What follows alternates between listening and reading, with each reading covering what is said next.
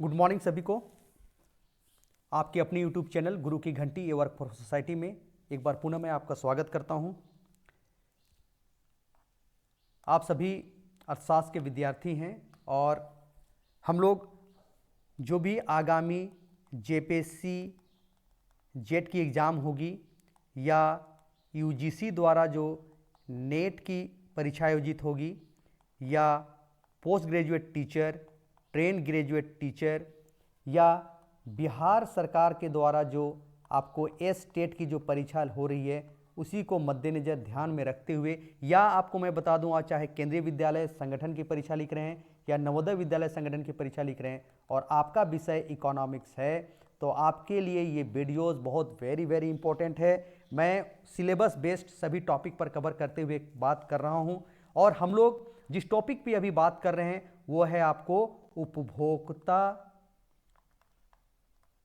व्यवहार सिद्धांत पर हम लोग पहुंचे हुए हैं और इसमें हम लोग उदासीनता वक्र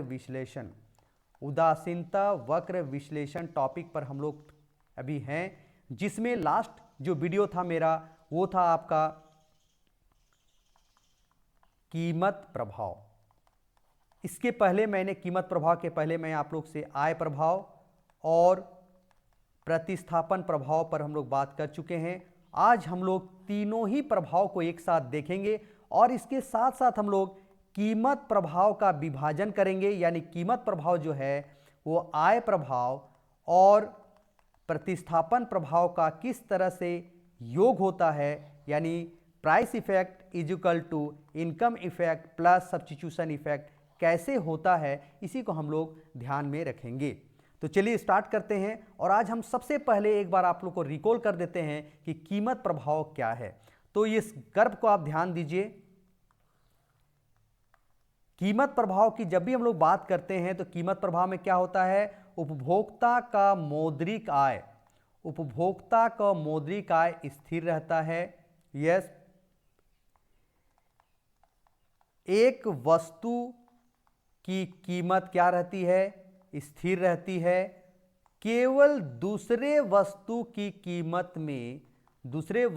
कीमत में परिवर्तन होता है, यानी monetary income fixed, price of Y fixed, only change in the price of x.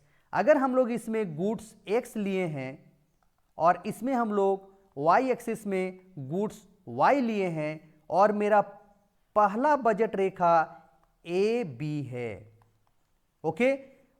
बाद में अगर प्राइस ऑफ एक्स में कमी हो जाती है, इसके कारण में हमारा बजट रेखा बदलकर A1B हो जाता है।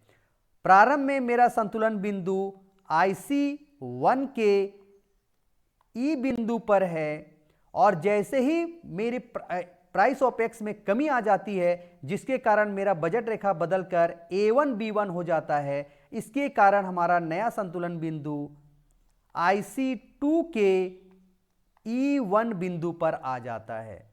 तो E से E1 जाना, यानी E से E1 बिंदु की ओर जाना ही हमारा क्या कहलाता है, कीमत प्रभाव कहलाता है। यहां तक किसी को कोई भी डाउट नहीं होना चाहिए। अब यहां देखिए क्या इंपॉर्टेंट बातें आपको दिखाई पड़ रही है, ये सभी इंपॉर्टेंट बातों को आप ध्यान देंगे। पहला इंपॉर्टेंट बातें ध्यान दे रही है कि जब भी कीमत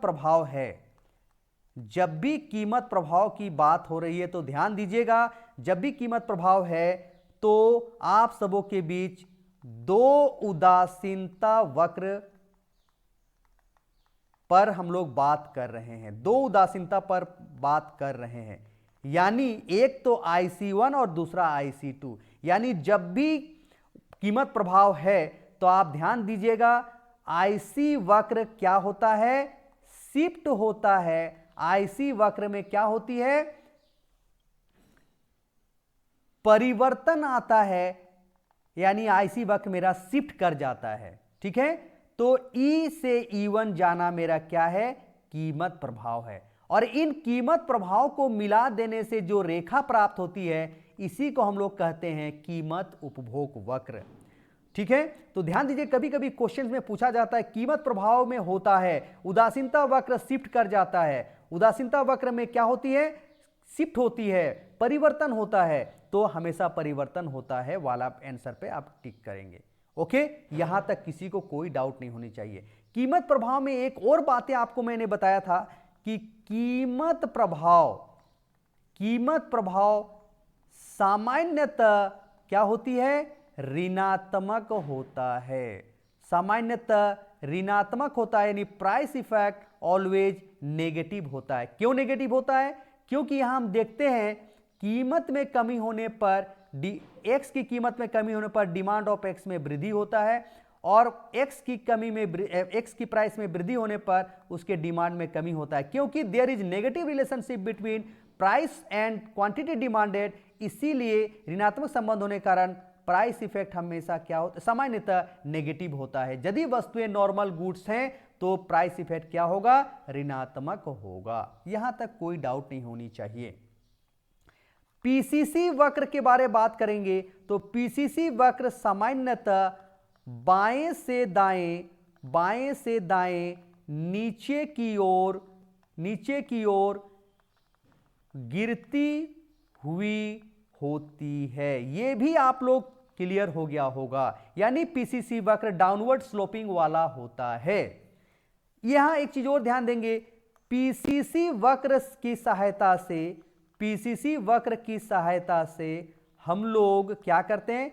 सहायता से मांग वक्र की व्युत्पत्ति होती है। मांग वक्र की व्युत्पत्ति होती है, यानी डिमांड कर्व डेराइव्ड फ्रॉम किससे होता है? पीसीसी से होता है, कीमत उपभोग वक्र से होता है। तो यहां आपने कीमत प्रभाव के बारे में जान गए हैं। अब हम लोग देखते हैं आय प्रभाव के बारे में। आय प्रभाव के बारे में हम लोग जानने का प्रयास करते हैं।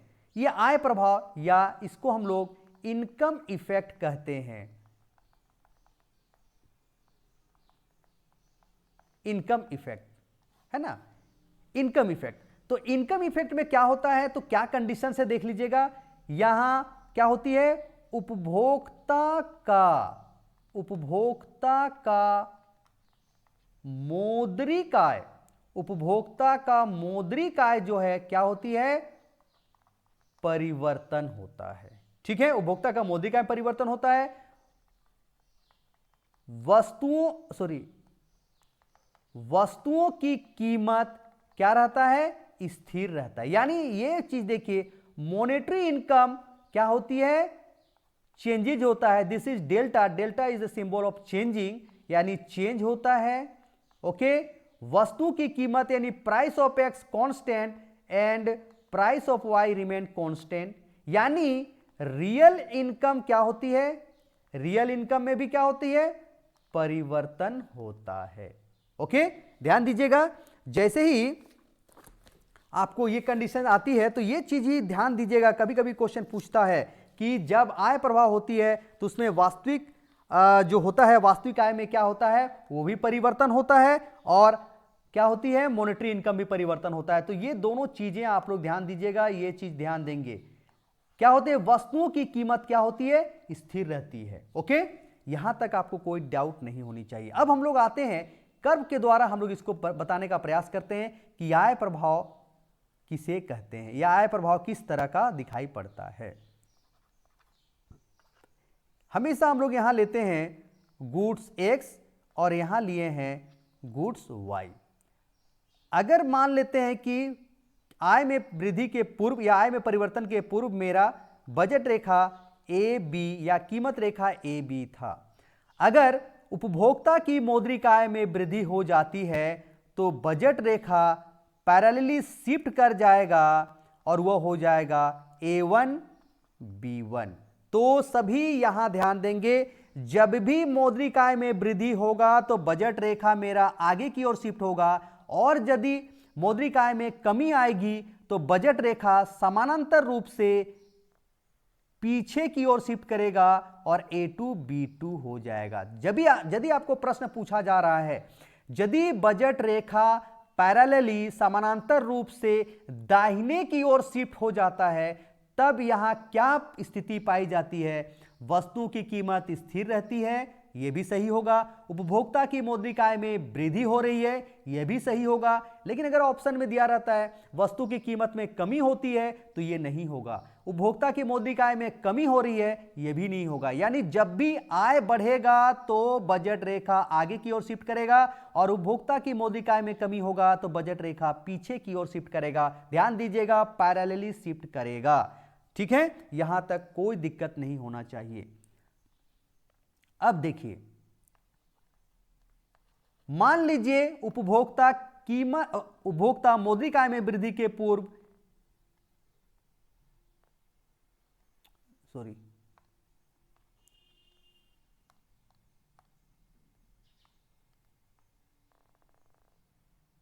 इस IC1 के ई बिंदु पर संतुलन में था। यानी उपभोक्ता की मौद्रिक आय में वृद्धि के पूर्व उपभोक्ता संतुलन बिंदु क्या था? उपभोक्ता संतुलन बिंदु ई है। लेकिन जैसे ही मौद्रिक आय बढ़ जाती है तो बजट रेखा मेरा AB से शिफ्ट होकर A1 B1 हो जाता है और उपभोक्ता का संतुलन बदल करके क्या हो जाती है? IC2 के E1 बिंदु पर आ जाते हैं। उपभोक्ता संतुलन बिंदु बदल कर क्या हो जाता है? E1 हो जाता है, क्योंकि इस E1 बिंदु पर IC2 बजट रेखा को स्पर्श कर रही है। अब देखिए, यहां E से E1 बिंदु की ओर बिंदु को जाना क्या कहलाएगा? आय प्रभाव कहलाता है। यहां तक किसी को कोई डाउट नहीं है। अब इन विभिन्न आय प्रभाव से प्राप्त वाले बिंदुओं को मिला देने से जो रेखा प्राप्त होती है उसी को हम लोग ICC वक्र या आय उपभोग वक्र कहते हैं। यहां तक कोई दिक्कत नहीं है।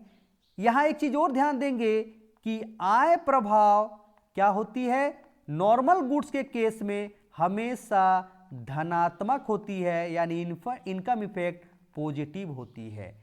और सामान्यतः ICC वक्र बाएं से दाएं ऊपर की ओर बढ़ती हुई होती है। ICC वक्र बाएं से दाएं ऊपर की ओर बढ़ती हुई होती है। यह भी क्लियर है आप लोग को।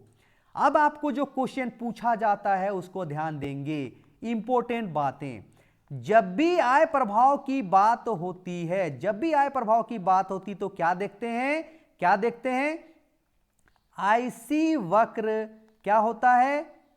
शिफ्ट करता है या परिवर्तन होता है, उसमें आगे की ओर परिवर्तन, पीछे की ओर परिवर्तन जो हम लोग पढ़ते हैं तो शिफ्ट होता है, यानी ICC वक्र शिफ्ट होता है। यानी आय प्रभाव जब भी बात करेंगे तो आय प्रभाव कैसी स्थिति में होगी?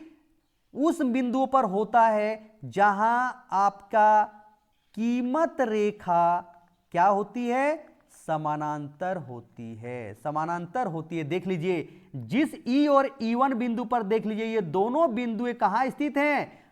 जहां बजट रेखा समानांतर है। देख लीजिए, ये दोनों ही बजट रेखा AB पैरेलल A1 B1 है। ये भी ध्यान देंगे कि उन दो बिंदु पर आय प्रभाव होगा जिस बिंदु पर दोनों बजट रेखा आपस में समानांतर हैं। देख लीजिए, और आय प्रभाव में हमेशा दो अलग अलग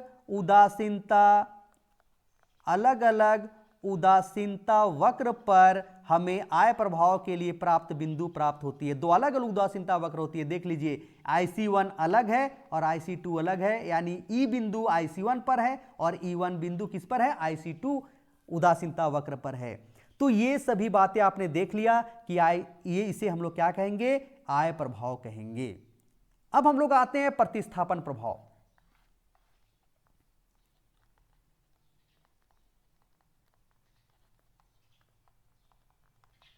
जिसे हम लोग इंग्लिश में सब्स्टिट्यूशन इफेक्ट कहते हैं। ओके, सब्स्टिट्यूशन इफेक्ट कहते हैं। अब सब्स्टिट्यूशन इफेक्ट की जब भी बात करते हैं तो क्या होती है, क्या कंडीशन दी होनी चाहिए, तभी हम लोग सब्स्टिट्यूशन इफेक्ट की बात करते हैं, प्रतिस्थापन प्रभाव की बात करते हैं। तो देखिएगा, जब भी सब्स्टिट्यूशन इफेक्ट की बात कहते हैं तो ध्यान दीजिएगा, मौद्रिक आय जो होता है उसमें परिवर्तन दिखाई पड़ता है। वस्तुओं की कीमत, वस्तुओं की जो कीमत होता है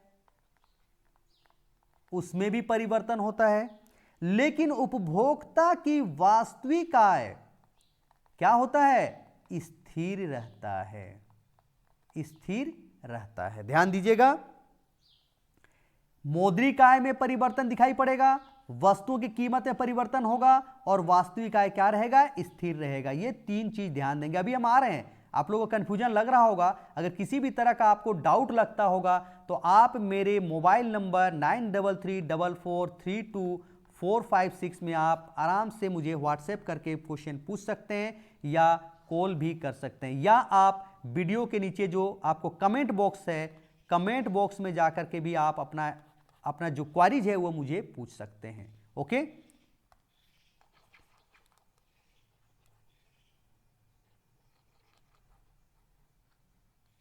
अब देखिए, यहां प्रतिस्थापन प्रभाव की बात होती है, क्या होती है, उपभोक्ता की मौद्रिक आय हम लोग क्या मानते हैं, स्थिर मानते हैं, लेकिन वहां परिवर्तन होता है। कैसे परिवर्तन होता है वो अभी हम दिखाएंगे आपको।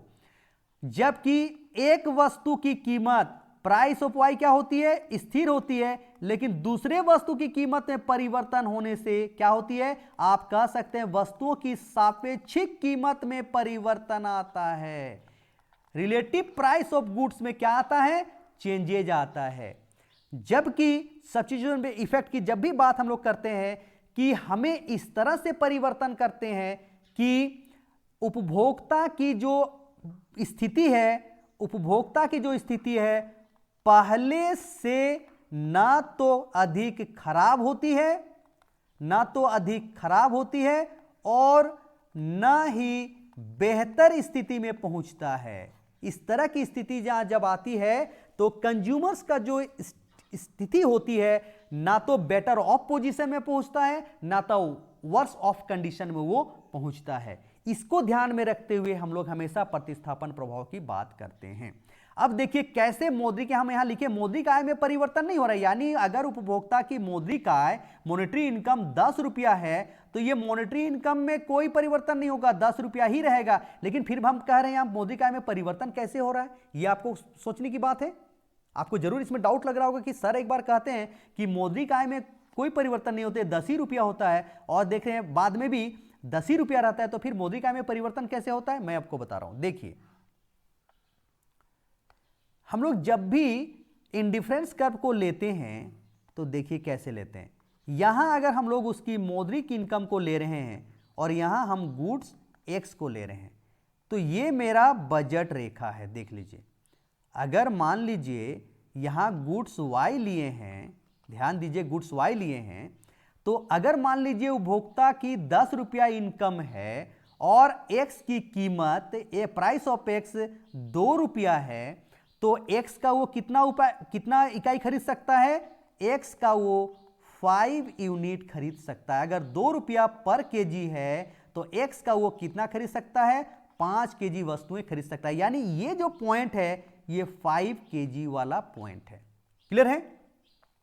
अब यहां देखिए ये जो पोजीशन है, यानी अगर इस 10 रुपया अगर उसका इनकम है, 10 रुपया उसका इनकम है, तो उपभोक्ता अगर y वस्तु पर खर्च करता है, केवल x वस्तु पर 0 खर्च करता है, तो इस पॉइंट पर वह पहुंचेगा। तो इस तरह से हमें बजट रेखा ए बी की प्राप्ति होती है। अब देखिए, अब ध्यान दीजिए, प्राइस ऑफ y मेरा रिमेन क्या है, कांस्टेंट है।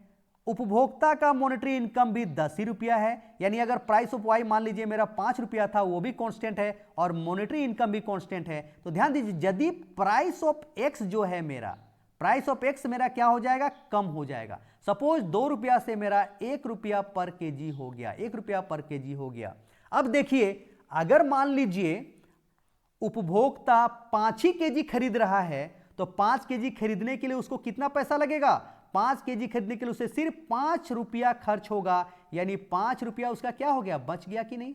यानी अगर आप देखिएगा मॉनेटरी इनकम जब 10 रुपया था तब प्राइस ऑफ एक्स 2 रुपया होने पर वो समस्त आय को खर्च कर देने पर उसको केवल 10 रुपया से केवल 5 केजी खरीद पा रहा था, यानी उसके पास कोई पैसा नहीं बच रहा था। लेकिन अगर मान लीजिए एक्स की कीमत घटकर डिक्रीज होकर 1 रुपीज पर केजी हो जाता है, तो नाउ वो 5 केजी खरीदने के लिए सिर्फ 5 रुपया उसको खर्च होता है, 5 रुपया उसका बच जाता है। तो ये 5 रुपया जो बढ़ा हुआ दिख रहा है, दिस इज, उसको यहां बात हम लोग कर रहे हैं मॉनेटरी इनकम में परिवर्तन आता है, चेंजेज आता है। ओके, कोई दिक्कत नहीं होनी चाहिए आप लोगों को। अब मान लीजिए हम उनको ये कहें कि आपकी जो रियल इनकम स्थिर रखें, वास्तविक आय को अगर हम स्थिर रखें, तो इसके लिए हमको क्या करना पड़ेगा, उसकी जो मॉनेटरी इनकम में वृद्धि परिवर्तन दिखाई पड़ रही है, वस्तु मौद्रिक आय में जो वृद्धि हो रही है, उसको अगर हम उससे वापस ले लें, कंपनसेट कर लें, तो क्या होगा, वो अपने पूर्ववत स्थिति में बने रहे। तो ऐसी स्थिति में उपभोक्ता के संतुष्टि स्तर में जो परिवर्तन होता है उसी को हम लोग सब्स्टिट्यूशन इफेक्ट कहते हैं। अब हम लोग सब्स्टिट्यूशन इफेक्ट को हम लोग कर्व द्वारा देखने का प्रयास करेंगे। अभी हम जितनी भी बातें कहें उनको अब हम लोग कर्व के द्वारा देखने का प्रयास कर रहे हैं।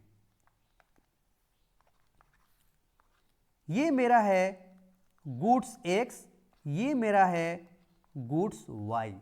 अब देखिए ये मेरा बजट रेखा पहले था। अगर मान लेते हैं कि एक्स का कीमत में कमी हो जाता है तो बजट रेखा मेरा A1B हो जाता है। अब देखिए अगर हम जो उसकी बढ़ी हुई आय महसूस हो रही है उससे अगर हम वापस ले लें ताकि उसके रियल इनकम में कोई परिवर्तन नहीं हो, तो हमें A1B के पैरेलल एक रेखा खींचना होगा जो इस तरह से जाएगा। तो चूंकि रेखा चित्र में हम लोग बना लेते हैं, एक्चुअली ये काम होगा, इसी को हम रेखा चित्र में थोड़ा सा हम इसको बना लेते हैं, क्योंकि अगर हम पहले रेखा चित्र बना लेंगे तभी हम उसको एक्सप्लेन कर सकते हैं।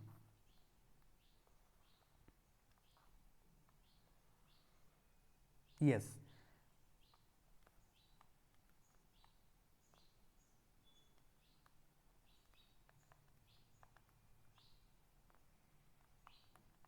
ओके। अब देखिए हम यहां जो काम किए हैं, जैसा ये काम हुआ है वो सभी को आप लोग एक बार ध्यान दीजिए, ठीक है? मैं बोलता जा रहा हूं और आप कर्व को ध्यान दीजिएगा। सबसे पहले उपभोक्ता का बजट रेखा A-B था। उपभोक्ता का बजट रेखा क्या था? A-B था। प्रारंभ में बजट रेखा क्या था? बजट रेखा A-B था, ठीक है? जैसे ही प्राइस ऑफ एक्स में कमी हो जाता है और प्राइस ऑफ वाई जो है मेरा स्थिर रहता है और मॉनेटरी इनकम स्थिर रहता है, तो ऐसी स्थिति में बजट रेखा AB से बदलकर A1B हो जाता है, A1B हो जाता है। या और उपभोक्ता का नया संतुलन बिंदु E से बदलकर E1 हो जाता है, यानी संतुलन बिंदु क्या हो जाता है?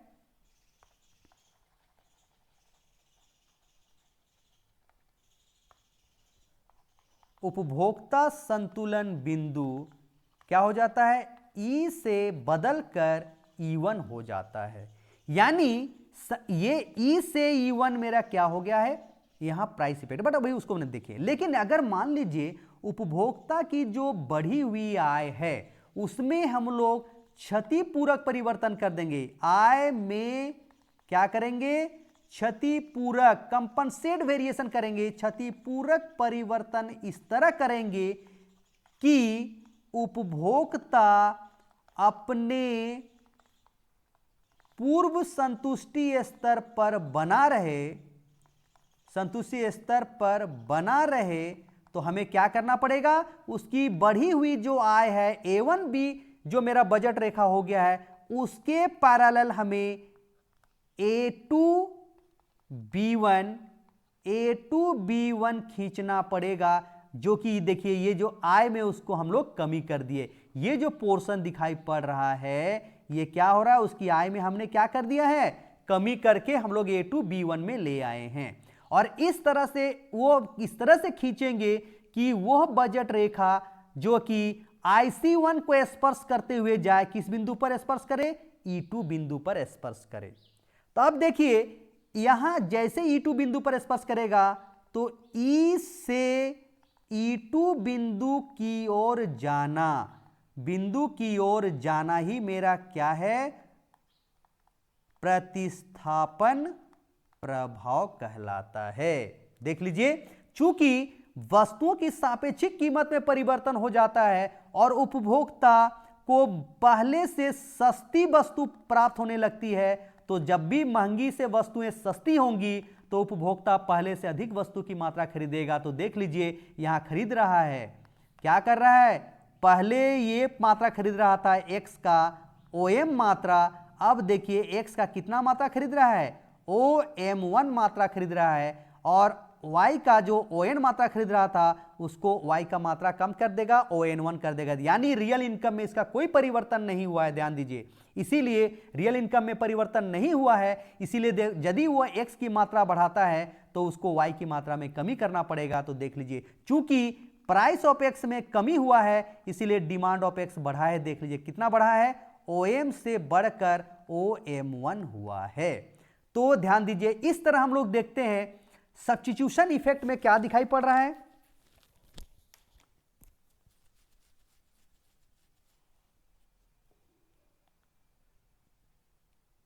E से हम लोग E2 बिंदु जो जा रहे हैं यही मेरा प्रतिस्थापन प्रभाव है। कोई दिक्कत किसी को? यहां कोई दिक्कत नहीं है। अब देखिए, अब यहां देखिए,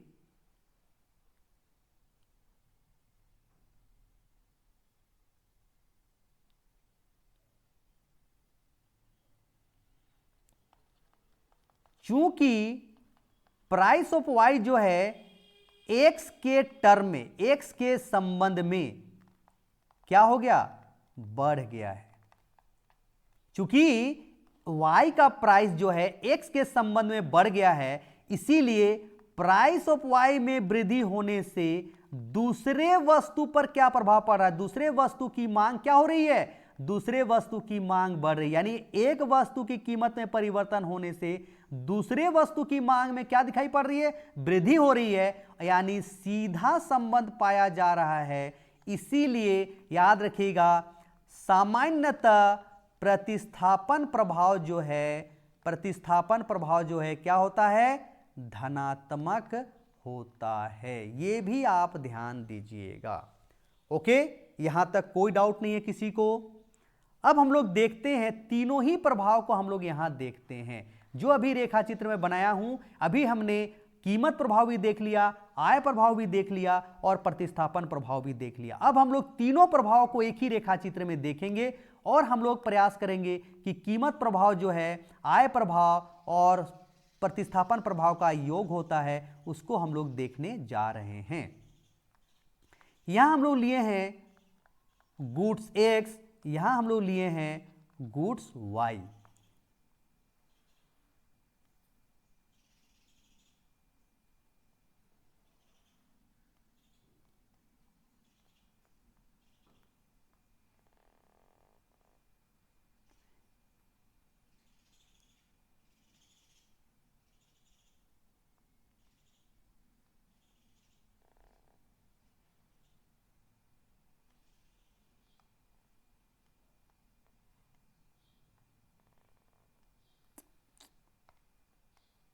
रेखा चित्र बहुत ध्यान से बनाना पड़ता है।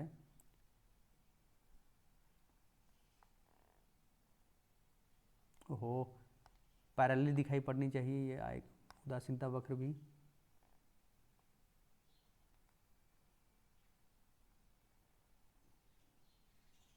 यस, ये IC1 है, ये IC2 है।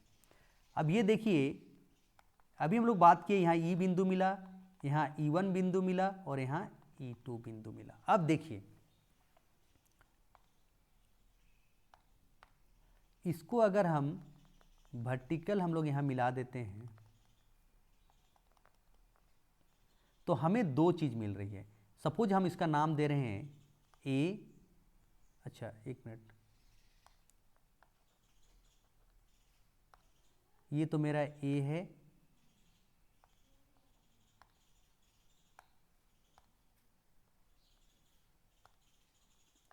ए, और ये मेरा है बी।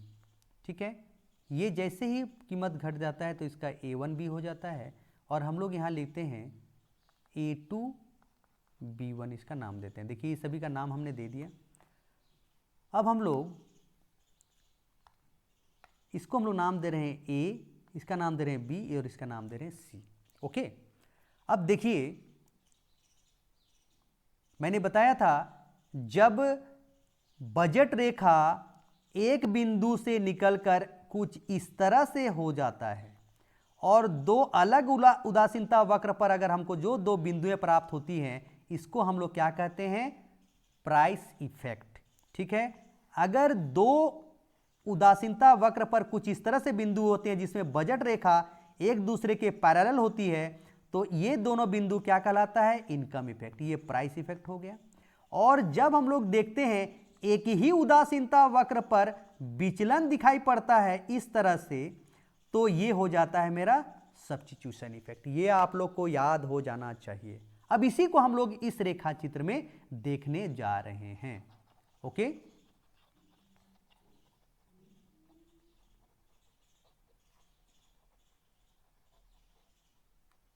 देखिए, ई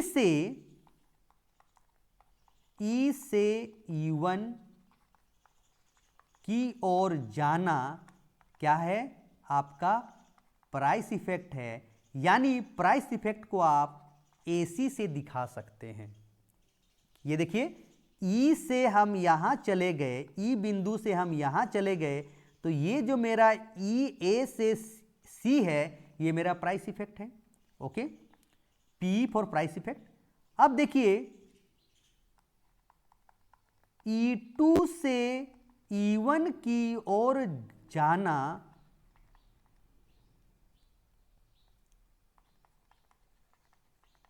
क्या है? मेरा इनकम इफेक्ट है। यानी यहां देखिए, E से E1 की ओर जाना इनकम इफेक्ट है, यानी ये मेरा BC है।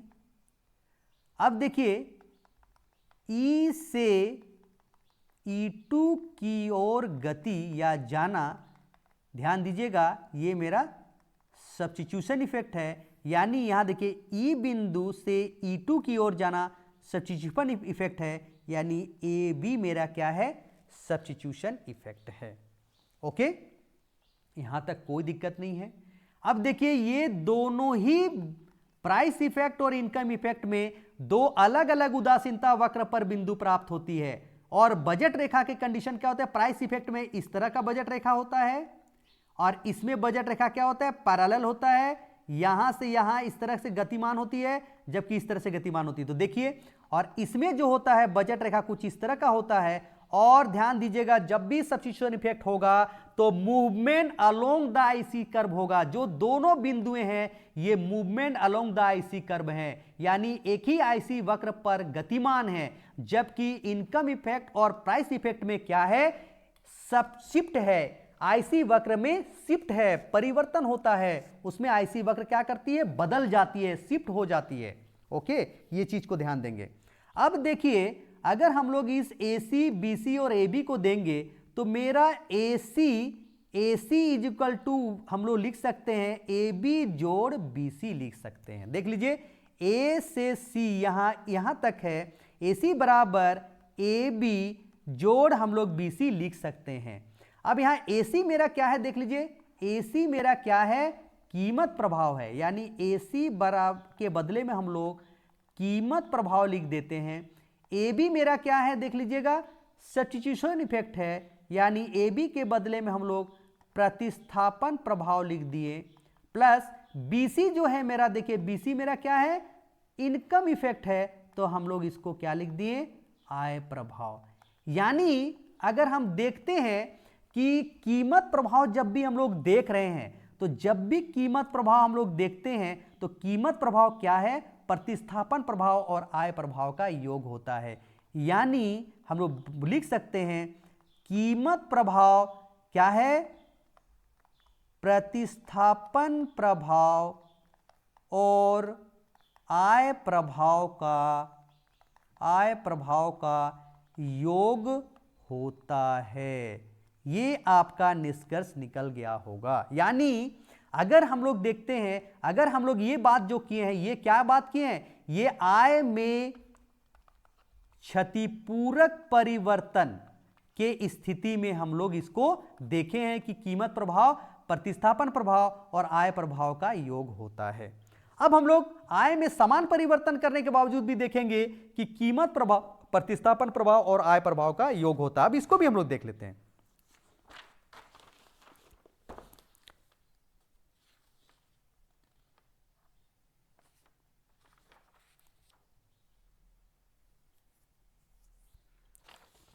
यहां देखिएगा BB1, यहां BB1 जो है आय में क्षतिपूरक परिवर्तन है। ठीक है, आय में क्षतिपूरक परिवर्तन, यहां बी से ये इसकी उधर जाना या यहां से इधर की ओर जाना, ये मेरा क्षतिपूरक परिवर्तन है। अब हम लोग आय में समान परिवर्तन हो रहा है, आय में समान परिवर्तन, या इसको हम लोग कहेंगे इक्विवेलेंट वेरिएशन इन इनकम। ऐसी स्थिति में हम लोग क्या देखेंगे, कीमत प्रभाव बराबर आय प्रभाव प्लस प्रतिस्थापन प्रभाव होता है। इसको हम लोग देखेंगे। चलिए रेखाचित्र बनाते हैं।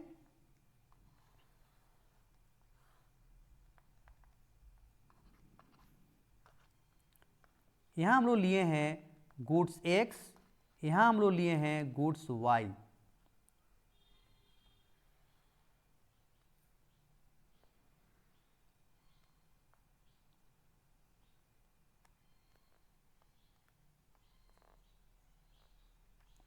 ये मेरा IC1 है, IC1 है।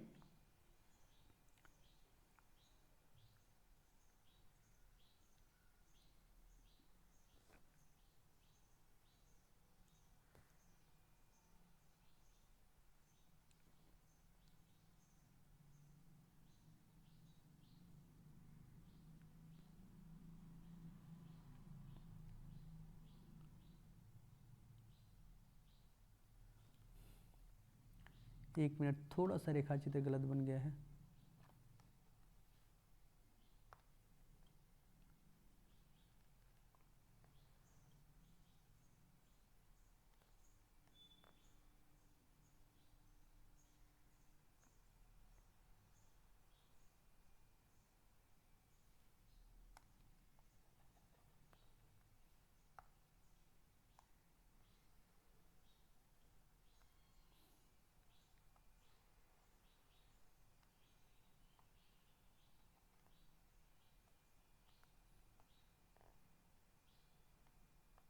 यहाँ टच होना चाहिए ना, IC1।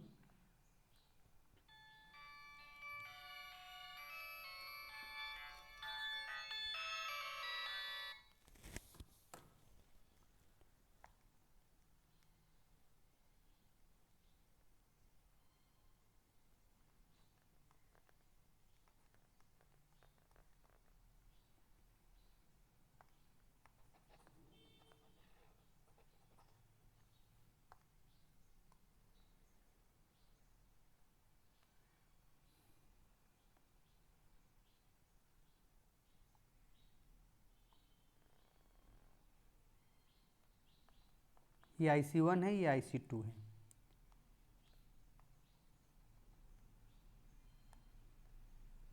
ये मेरा ICC है और ये मेरा क्या है, PCC है।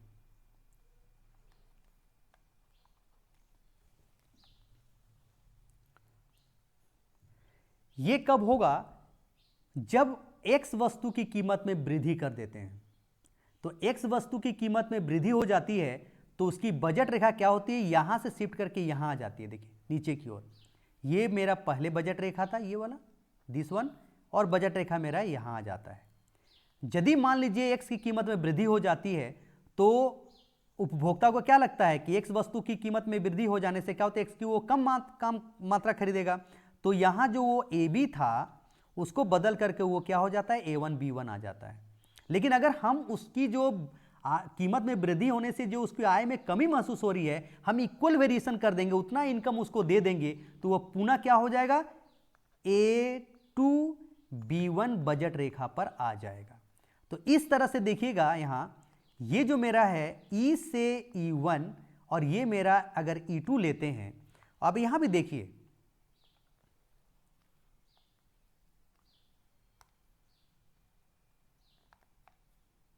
इसको हम वर्टिकल मिला दिए, इसको भी वर्टिकल मिला दिए, तो ये मेरा है ए, और मान लीजिए इसको हम लोग सी लेते हैं और इसको हम लोग बी पॉइंट लेते हैं। तो अब देखिए यहां हम देखते हैं ई से ई1 बिंदु, ई से ई1 बिंदु की ओर जो जा रहे हैं, ये मेरा क्या है, प्राइस इफेक्ट है, और इसको हम लोग एसी में इंडिकेट कर रहे हैं। ई से ई2 बिंदु की ओर हम लोग जो जा रहे हैं, ये है मेरा इनकम इफेक्ट, और इसको हम लोग ले रहे हैं ए बी से। और E2 से E1 बिंदु की ओर जब हम लोग जा रहे हैं, तो इसको हम लोग कहते हैं सब्स्टिट्यूशन इफेक्ट, और इसको हम लोग लिखते हैं BC से। अब देखिए हम लोग देखते हैं कीमत प्रभाव बराबर, सॉरी यहां लिख लेते हैं पहले,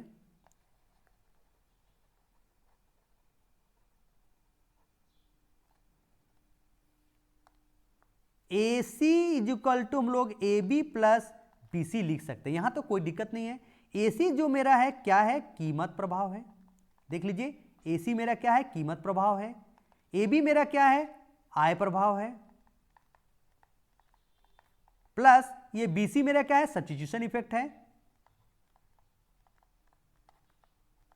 प्रतिस्थापन प्रभाव है। तो देख लीजिए अगर हम आय में इक्विवेलेंट वेरिएशन करते हैं, आय में समान परिवर्तन करते हैं, तो भी हम लोग देखते हैं कीमत प्रभाव जो है आय प्रभाव और प्रतिस्थापन प्रभाव का क्या होता है, क्या हो सकता है, आय प्रभाव, इस कीमत प्रभाव, आय प्रभाव और प्रतिस्थापन प्रभाव का योग होता है, यानी price effect is equal to income effect plus substitution effect. यहां तक कोई दिक्कत नहीं किसी को। अब देखिए यहां एक चीज और बातें ध्यान रखिएगा, कीमत प्रभाव धनात्मक भी हो सकता है और ऋणात्मक भी हो सकता है, यानी धनात्मक और ऋणात्मक भी हो सकता है। प्रतिस्थापन प्रभाव जो है, प्रतिस्थापन प्रभाव सामान्यतः सदैव क्या होती है, धनात्मक होता है, ठीक है। आय प्रभाव, आय प्रभाव धनात्मक भी हो सकता है और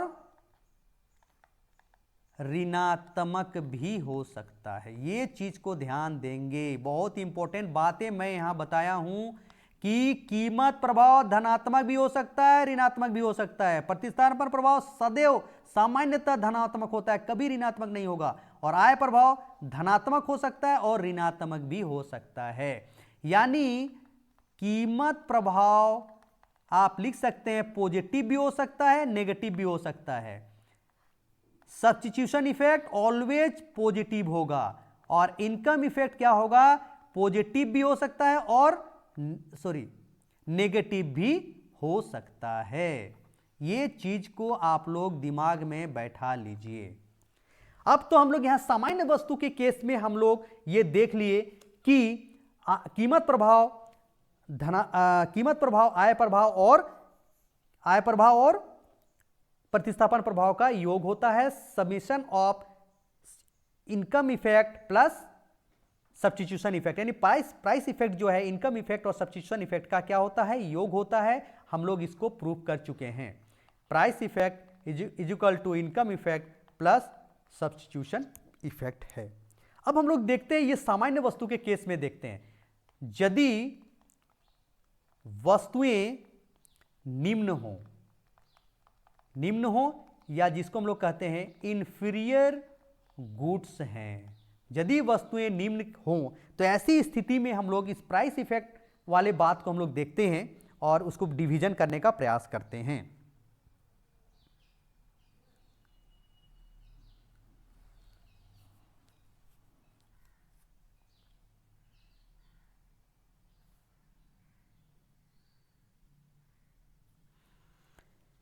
देखिए, जब भी इंफीरियर गुड्स होगा तो इसको ध्यान दीजिए।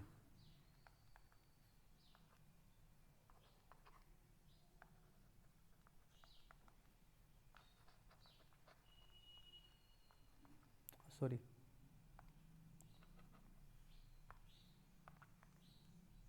यहां गुड्स एक्स लिए हैं।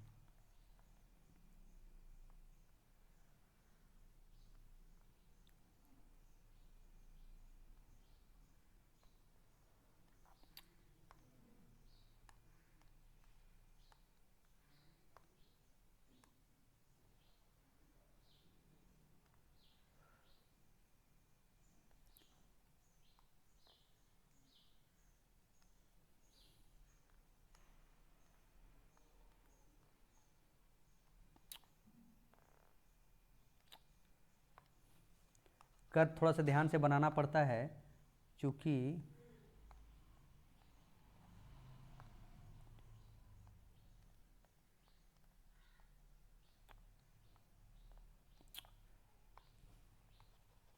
ये पेन जो होता है बहुत सेंसिटिव होता है, तुरंत ले लेता है।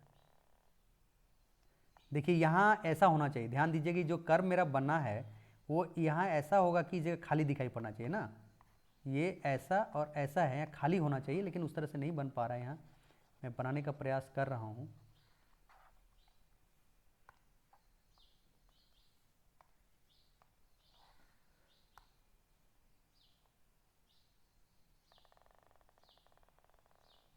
हाँ, ये कोशिश किया हूँ। ये मेरा IC1 है, ठीक है, IC1 है। अब देखिए, वस्तुएं निम्न है, इसको पहले हम लोग देख लेते हैं। वस्तुएं निम्न हैं, इंफीरियर गुड्स है, यानी प्राइस सॉरी एक्स वस्तु यहां क्या है, निम्न है। एक्स वस्तु क्या है, निम्न है। यानी जब एक्स वस्तु निम्न है तो मेरा जो आईसीसी वक्र होगा वो कैसा होगा, इनकम कंजम्पशन कर्व क्या होता है, हमेशा ध्यान दीजिएगा, इनकम कंजम्पशन कर्व जो होगा वो क्या होगा, क्या होगा, इस तरह का होगा। जो सामान्यतः आईसीसी वक्र इस तरह से होता है, अगर इस तरह का जा रहा है अगर आईसीसी वक्र, इसका मतलब है क्या होगा, एक्स वस्तु क्या है, निम्न है। यानी एक्स वस्तु निम्न है, यानी जैसे ही एक्स वस्तु की प्राइस में कमी होगा, ध्यान दीजिए, जैसे ही एक्स वस्तु की प्राइस में कमी होगा तो उपभोक्ता क्या करेगा, एक्स वस्तु इंफीरियर है यानी उससे जो आय की बचत हो रहा है उसको वो क्या करेगा, वाई वस्तु को खरीदने में खर्च करने पर ध्यान देगा। यानी आय बढ़ने पर उपभोक्ता क्या करता है, इंफीरियर गुड्स में वस्तु की मांग में क्या करता है, कमी करता है। आय बढ़ने पर वस्तु की मांग में क्या करता है, कमी करता है। There is inverse relationship between income and quantity demand. Income और आय और वस्तु की मांगी गई मात्रा के बीच विपरीत संबंध पाया जाता है। वैसी स्थिति में हम लोग कहते हैं वस्तु क्या है, निम्न वस्तु है। तो यहां तक आपको क्लियर है। यानी आप समझ लीजिए कि मेरा इनकम कंजम्पशन कर्व जो है वाई एक्स की ओर झुकता हुआ होगा। ये तो क्लियर है आप लोग को। ये इनकम कंजम्पशन कर्व जब हम लोग पढ़ रहे थे उस समय भी आपको हम लोग ने इसको बताने का प्रयास किया था मैंने, और आप पूरा प्रीवियस वीडियोज में आप इसको देख सकते हैं। यानी ये जो मेरा है, इस पॉइंट से मेरा इसी के बीच में कोई पॉइंट जहां होगा IC2 आएगा, तो ये पॉइंट देखिए, देख लीजिए, ये जो है आईसीसी कर्व देख लीजिए कैसा है,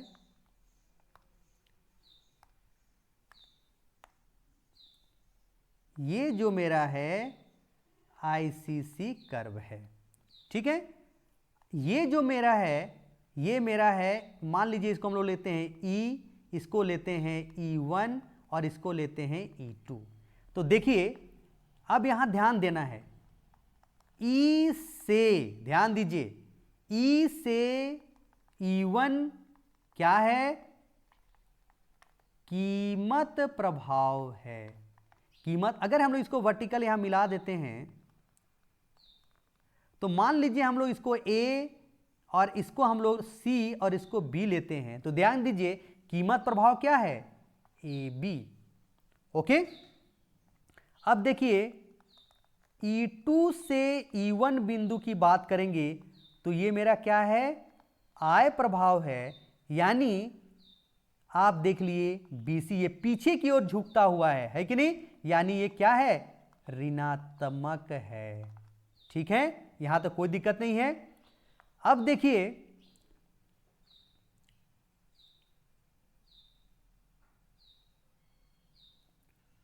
अब आपको मन में आता होगा कि यहां कीमत प्रभाव में हम लोग जनरली देखते हैं कि, अच्छा बाद में हम लोग बात करेंगे, अभी हम लोग क्लियर करेंगे, फिर पहले हम लोग क्लियर कर लेते हैं कि E से E2 की ओर जाना मेरा क्या है, देख लीजिए E से E2 की ओर जाना मेरा क्या है, प्रतिस्थापन प्रभाव है, यानी इसको हम लोग लिख सकते हैं AC। कोई दिक्कत नहीं है यहां तक। अब देखिए चूंकि X वस्तु क्या है, इंफीरियर गुड्स है। अब देखिए यहां क्या देखते हैं, जैसे ही X वस्तु का कीमत में कमी होता है, डिमांड ऑफ X में क्या प्रभाव पड़ रहा है, देख लीजिए जैसे ही कीमत में कमी होता है X का डिमांड क्या हो रहा है, पहले से बढ़ रहा है। डिमांड ऑफ X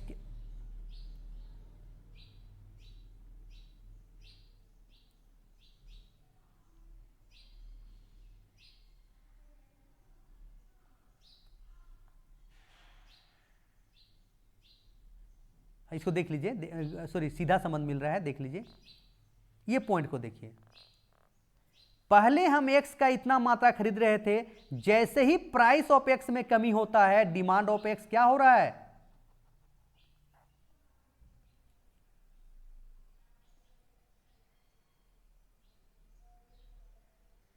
यहां थोड़ा सा वेट कीजिएगा।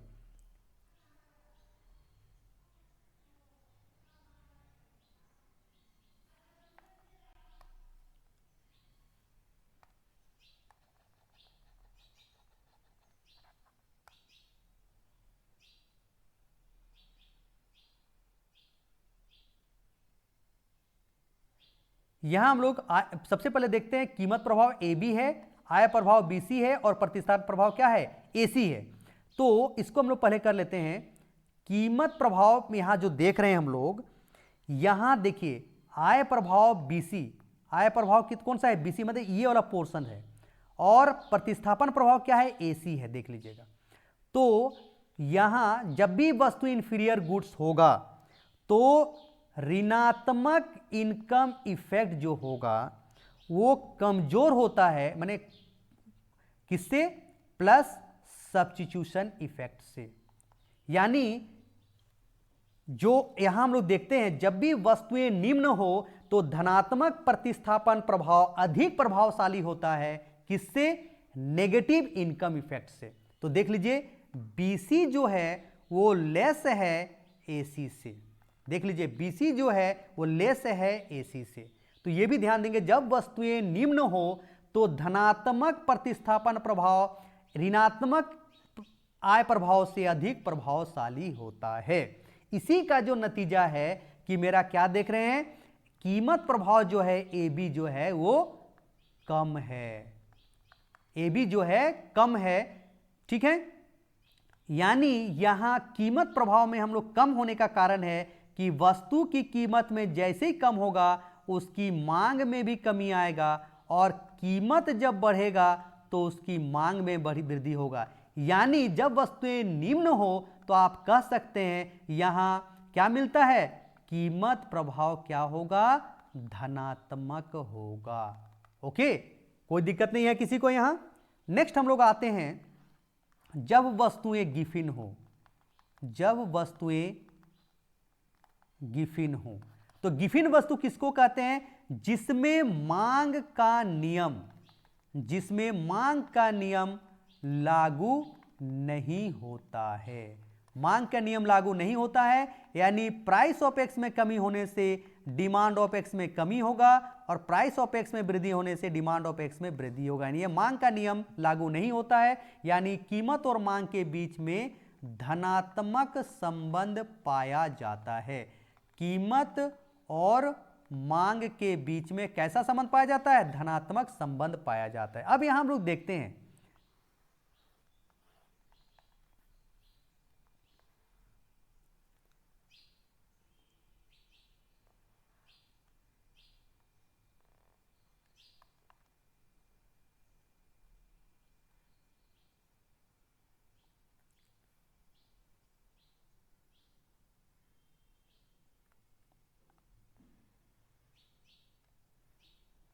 ये मेरा इक्विलिब्रियम पॉइंट है।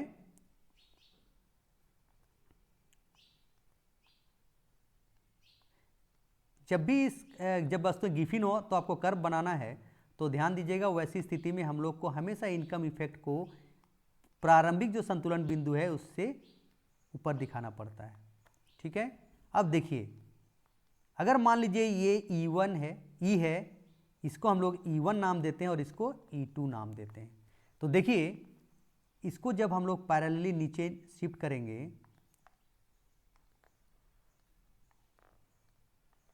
तो देखिए ये A मान लेते हैं, इसको C और इसको B हम लोग B मानते हैं। अब देखिए E से E1 क्या है मेरा? इनकम इफेक्ट है, वो कितना है? AB। ठीक है, वहीं आप लोग देखिए E2 से E1 मेरा क्या है? सॉरी, E से E1 जो है मेरा ये प्राइस इफेक्ट है, प्राइस इफेक्ट। और E2 से E1 जो है मेरा वो इनकम इफेक्ट है, जो कितना है? AC है। और E से E2 जो जा रहे हैं हम, ये मेरा सब्स्टिट्यूशन इफेक्ट है और ये है मेरा कितना है? BC। तो देखिए हम यहां लिख जरूर रहे हैं, तो ये देखिए हम लोग B से C जा रहे हैं, लेकिन इनकम इफेक्ट में अगर प्राइस इफेक्ट इनकम इफेक्ट की बात करें तो हम लोग क्या हो रही है?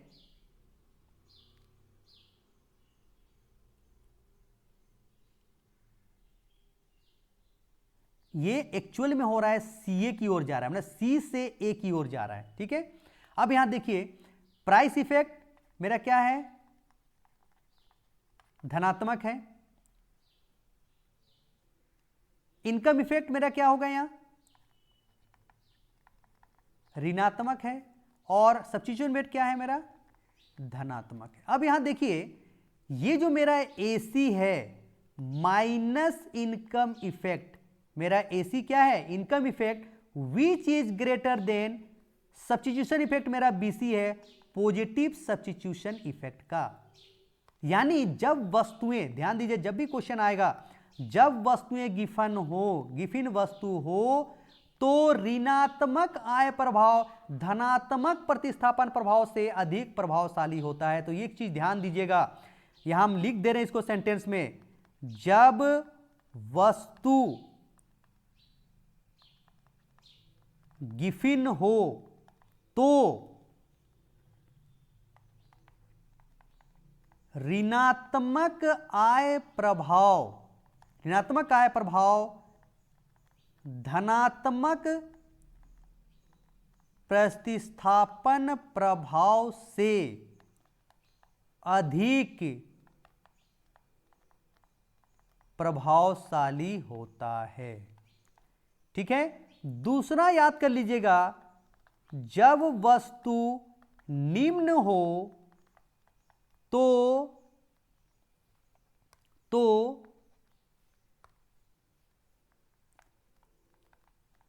धनात्मक प्रतिस्थापन प्रभाव ऋणात्मक आय प्रभाव से अधिक प्रभावशाली होता है। ये चीज को आप ध्यान देंगे। ठीक है, जब वस्तुएं गिफिन हो तो ऋणात्मक आय प्रभाव धनात्मक प्रतिस्थापन प्रभाव से अधिक प्रभावशाली होता है, और जब वस्तु निम्न हो तो धनात्मक प्रतिस्थापन प्रभाव ऋणात्मक आय प्रभाव से अधिक प्रभावशाली होता है। यानी इस जगह पर आप ध्यान दीजिएगा, negative income effect is greater than positive substitution effect होगा, और यहां क्या होगा, negative income effect is less than positive substitution effect. तो ये इक्वेशंस को आप अच्छी से याद कर लीजिएगा, क्वेश्चन इससे बार बार रहता है। तो आप सबों के बीच आज मैंने सबसे महत्वपूर्ण बात जो है कि जितने भी प्रभाव हैं उदासीनता वक्र विश्लेषण में, जितने भी प्रभाव हैं, कीमत प्रभाव, प्रतिस्थापन प्रभाव और आय प्रभाव, इन तीनों प्रभाव को एक साथ देखते हुए हमने यह बताने का प्रयास किया कि किस प्रकार प्राइस इफेक्ट, जो कि इनकम इफेक्ट और सब्स्टिट्यूशन इफेक्ट का सम होता है, योग होता है, उसको हमने दिखाया। फिर हमने यह भी दिखाया कि अगर वस्तुएं निम्न वस्तु हो या गिफिन वस्तु हो तो इनकम इफेक्ट और सब्स्टिट्यूशन इफेक्ट में क्या तुलना है, उसको भी मैंने आपको बताने का प्रयास किया। तो आप सभी उदासीनता वक्र विश्लेषण को अच्छी तरह से देख लीजिए और इससे संबंधित जो भी नोट्स है उसको आप बना लीजिए, वीडियो को आप देखिए, नोट्स बना लीजिए, और किसी भी तरह का कोई डाउट्स होगा, किसी भी तरह का कोई डाउट्स होगा तो आप मुझे बेहिचक क्वेश्चंस कर सकते हैं, कमेंट बॉक्स में जाके टाइप कर सकते हैं। और अगर इस तरह के वीडियो को आपको बार बार देखना है और जिस नए वीडियो जैसे जैसे मैं बनाता जाऊंगा वह आप तक आसानी से पहुंच सके, तो आप सभी नोटिफिकेशन बटन में ऑल को क्लिक करेंगे, तभी आपके पास जो भी मैं वीडियो बनाऊंगा ऑटोमेटिकली आपके पास पहुंच जाएगा, अन्यथा आप वीडियो से वंचित रहेंगे। तो इस तरह से आप वीडियो को देखते रहिए, और वीडियो अगर पसंद आता होगा तो लाइक जरूर करें, शेयर भी कीजिए और अधिक से अधिक इसका फायदा उठाइए। और मेरा उम्मीद है कि आप लोग अगर इस तरह से तैयारी मेरे साथ रहेंगे तो आगामी जो जेपीएससी का द्वारा जो जेट की परीक्षा आयोजित की जाएगी, या पीजीटी या टीजीटी की जो परीक्षा होगी, या बिहार स्टेट की परीक्षा दे रहे हैं, आप आसानी से उसे क्वालिफाई कर सकते हैं। तो चलिए अगले वीडियो में फिर से मिलेंगे, तब तक के लिए आप सबको धन्यवाद, जोहार।